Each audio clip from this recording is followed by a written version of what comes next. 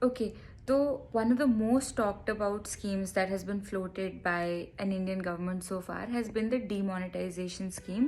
ये scheme government of India ने नवंबर 2016 को इम्प्लीमेंट की थी and as per this scheme बहुत ही शॉर्ट नोटिस पे यानी कि 24 आवर्स से भी कम नोटिस का टाइम दिया गया था इंडियन सिटीजन्स को 500 और 1000 रुपए के नोट्स को बैंक्स पर जाकर एक्सचेंज करने के लिए।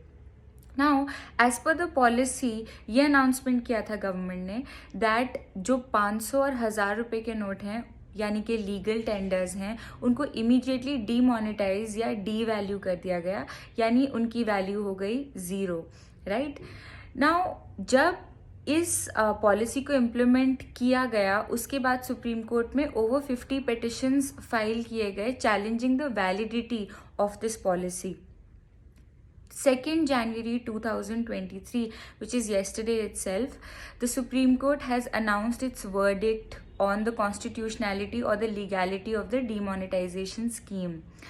Now, एक 5 जजेस का कॉन्स्टिट्यूशनल बेंच इस केस को कंसिडर कर रहा था और जो वर्डिक्ट हमारे पास आई है वो है 4:1 मेजॉरिटी वर्डिक्ट। जिन जजेस ने इस केस पर फैसला सुनाया है उन जजेस के नाम को मैं ऑलरेडी पोस्ट कर चुकी हूँ।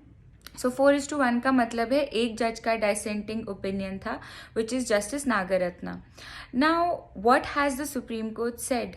ऑफ कोर्स जो पहली की बात है वो यही है that demonetization policy has been considered valid और लीगल, राइट। इसकी वैलिडिटी को अपहोल्ड किया है सुप्रीम कोर्ट ने। सेकेंड चीज जो सुप्रीम कोर्ट ने कही वो ये कही कि सेंट्रल गवर्नमेंट आरबीआई को कंसल्ट करने के बाद डीमोनेटाइजेशन जैसी स्कीम को कैरी आउट कर सकता है as per section 26 subsection 2 of the reserve bank of India. एक और चीज जो सुप्रीम कोर्ट ने कही है वो ये है कि सिटीजन्स को जो टाइम ड्यूरेशन दिया गया था 500 और 1000 रुपीज के नोट्स को बैंक्स पर जाकर एक्सचेंज करने के लिए, वो ड्यूरेशन या टाइम पीरियड एब्सोल्युटली रीजनेबल था।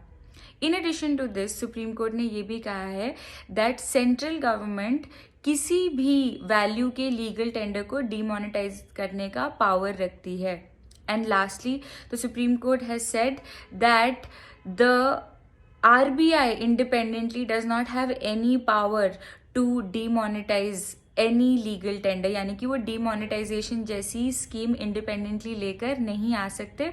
और सुप्रीम कोर्ट और आरबीआई लगभग 6 मंथ से कंसल्ट कर रहे थे एक दूसरे के साथ before actually implementing the scheme in November 2016। So much debated, a much talked about scheme has in terms of its validity, in terms of whether it was reasonable or not, उसके ऊपर decision आ चुका है and like I said it has been considered constitutional. It was a much awaited verdict and in the next post I'm going to talk about Justice Nagaratna who was the only judge to give a dissenting opinion on the demonetization scheme.